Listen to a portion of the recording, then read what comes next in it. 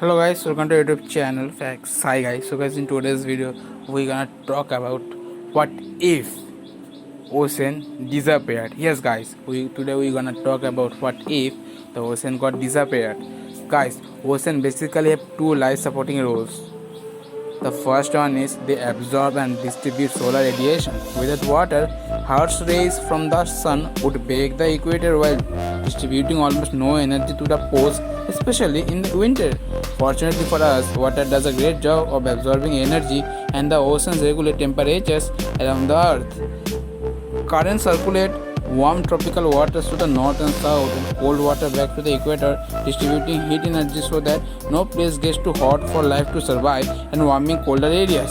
The second one is the oceans with the water cycle. The movement of water from the seas to the air to the clouds, across miles and back again to the sea or to fall on land. When water is heated at the equator, it evaporates and becomes clouds. As warm air rises, it also draws in the cooler air from underneath. This process stimulates more even heat distribution, turning places where it would otherwise be too cold to live into lush, balmy gardens.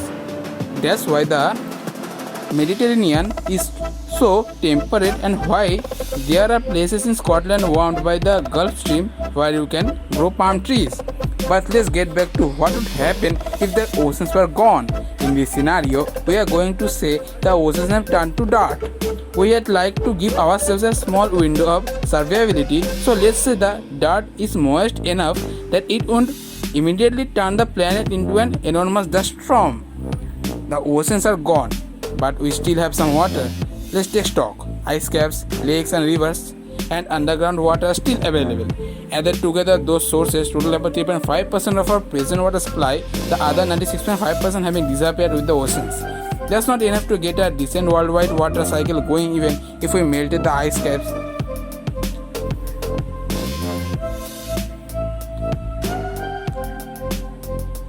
Without clouds forming over the ocean, rainwater would be incredibly rare and the planet would become desert.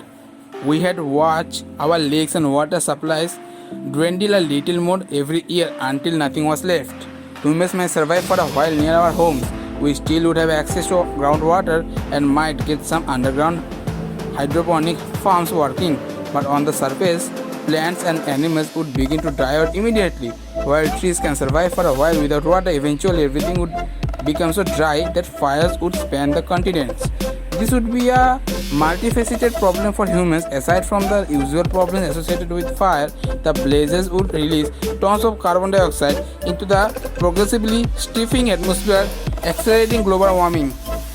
The sun would continue to pound the equator, turning it into a furnace with no relief for circulating ocean currents. Meanwhile, greenhouse gases from the world's fires would trap the sun's energy close to the ground. Some difference in temperature between night and day would create high and low pressure systems and produce wind, but the average temperature on Earth would be 153 degrees Fahrenheit, making surface life impossible for even the hardiest desert animals.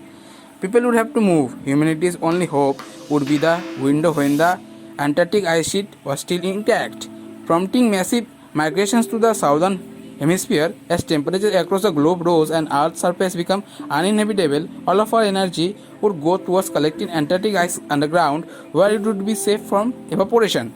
We might try to build some kind of self-sustaining biosphere underground, but the Antarctic's remoteness would make it difficult.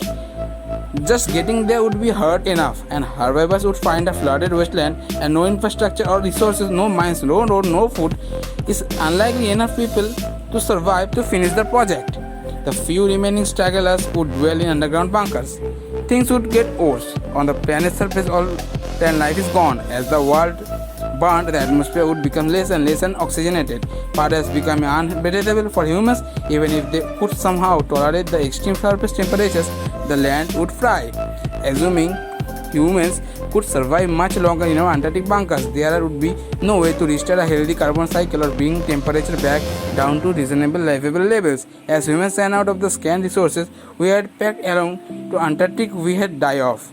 Us only survivors would be small colonies or chemosynthetic bacteria hidden underground in hot springs. Without oceans, everyone else dies. So guys, what about this video? Hope you like this video. If you like this video, don't forget to subscribe to YouTube channel and press the bell, because when you uploading new videos you get notified. So guys, thank you for watching this video, and I will see you in the next video. Thank you for watching this video.